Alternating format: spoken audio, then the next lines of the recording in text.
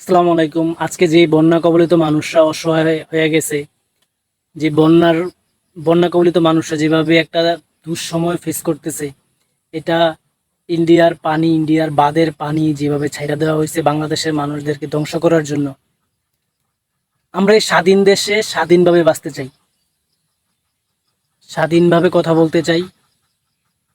আমি সকল প্রবাসী ভাইদেরকে সহ সকল বাংলাদেশি ভাইদেরকে দৃষ্টি আকর্ষণ করতেছি, সবাই এক হয়ে, সবাই যদি 1,000 টাকা করেও দেই, তাহলে কিন্তু আমরা একটা বারাকাবাদের সামনে কিন্তু একটা বাঁধ তৈরি করা সম্ভব। আমাদের বাংলাদেশটাকে গড়তে হলে আমরা সবাই এক হতে হবে, কাঁধে কাঁধ মিলিয়ে কিন্তু আমরা এই স্বাধীন দেশটাকে আমরা গড়তে হবে। এটা আমাদের দায়িত্ব। বাঁধের সামনে বাঁধ চাই, সোনার বাংলা গড়তে চাই, সোনার বাংলা বাঁচাতে চাই। তাহলে আমাদের সোনার বাংলাদেশটাকে বাঁচাতে হলে আমরা সবাই কাঁধে কাঁধ মিলিয়ে কিন্তু দেশটাকে গড়তে হবে, দেশটাকে বাঁচাতে হবে। এই কয়েকদিন পর পর ইন্ডিয়ার পানি বাংলাদেশে ছাইড়া দেওয়া হয়, এটা কেন? ইন্ডিয়ার এই পানিগুলা বাংলাদেশে ছাড়ার কারণে কিন্তু গোটা বাংলাদেশের মানুষ কিন্তু এখন আতঙ্ক। গোটা বাংলাদেশের মানুষ কিন্তু কারো ঘর বাড়ি হারিয়ে, সন্তানদেরকে হারিয়ে আজকে কিন্তু সবাই নিঃস্ব। তারা কিন্তু পারতো না, তারা যদি আমাদের একটা রেড সিগন্যাল দিত বা তারা আমাদেরকে একটা সময় দিত, সময় দিয়ে পানিটা ছাড়ার ডিসিশন নিত, সেটাও কিন্তু পারতো, কিন্তু তারা সেটা করে নাই। তারা চায়, ইন্ডিয়া কখনো বাংলাদেশের ভালো চায় না, তারা চায় বাংলাদেশের মানুষকে মেরে ফেলার জন্য। আমরা মোকাবেলা করতে জানি, আমরা প্রতিবাদ করতে জানি, আমরা শত্রুর সামনে মোকাবেলা করতে আমরা জানি, সেই ক্ষমতা আমরা রাখি। তাহলে আমরা যুদ্ধের জন্য আবার সবাই প্রস্তুত হতে হবে। আমরা প্রয়োজনে ইন্ডিয়ার সাথে আবার যুদ্ধ করব, যুদ্ধ ঘোষণা দিব। আমরা তারপরও ইন্ডিয়ার সাথে কোনো মাথা নত করে চলতে চাই না। মাথা নত করার প্রশ্নই আসে না। আমরা কেন মাথা নত করবো? আমরা কি ইন্ডিয়া থেকে কোনো অংশে কম আছি? ইন্ডিয়া কি আমাদের থেকে ভালো কোনো কিছু অবস্থানে আছে? না।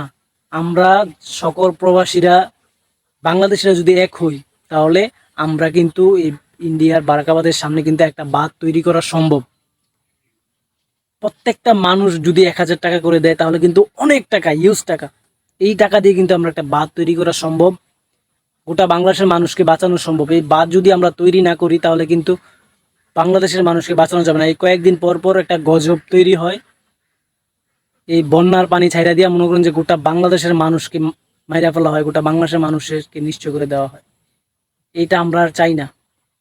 আজকে কত মায়ের কান্না, হাহাকার কানে আসতেছে, কানে বাজতেছে, এগুলো তো আমরা চাই নাই। এরকম পরিস্থিতি তো আমরা চাই নাই। এই পরিস্থিতি আসবে, এই পরিস্থিতির মোকাবেলা আমরা হব, সেটা কোনো চিন্তাও করি নাই। আমরা এরকমভাবে বাঁচতে চাই না। আমরা চাই স্বাধীন দেশে স্বাধীনভাবে বাঁচতে। আমরা কারোর সাথে মাথা নত করে চলতে চাই না। সবাই এক হন, সবাই এক হয়ে আন্দোলন গড়ে তোলেন। ডক্টর ইউনূস স্যারকে বলতেছি, আপনি বাঁধ তৈরি করার ডিসিশন নেন, তাহলে গোটা বাংলাদেশের মানুষ, প্রবাসীরা কিন্তু সবাই মিলে বাকি যা লাগে সবাই দেখবে।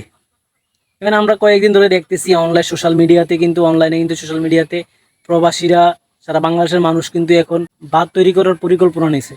সবাই বাঁধ তৈরি করতে চাচ্ছে, বাঁধ তৈরি করতে সবাই ইচ্ছুক। কারণ মানুষ আর চায় না এইভাবে মানুষ মরুক, এইভাবে গোটা বাংলাদেশের মানুষ নিঃস্ব হয়ে যায়। সবাই এখন কাঁধে কাঁধ মিলিয়ে আসেন, আমরা সোনার বাংলাদেশটাকে গড়ে তুলি। এটা আমাদের দায়িত্ব, এটা আমাদের দেশ, এটা গড়ার আমাদের দায়িত্ব। যদি আমার কথাগুলো আপনার ভালো লাগে থাকে, তাহলে অবশ্যই আপনার মতামত কমেন্ট বক্সে জানিয়ে যাবেন। আর হ্যাঁ, অবশ্যই একটা ভিডিওটা শেয়ার করে দিবেন। ভালো থাকবেন সবাই। আল্লাহ হাফেজ।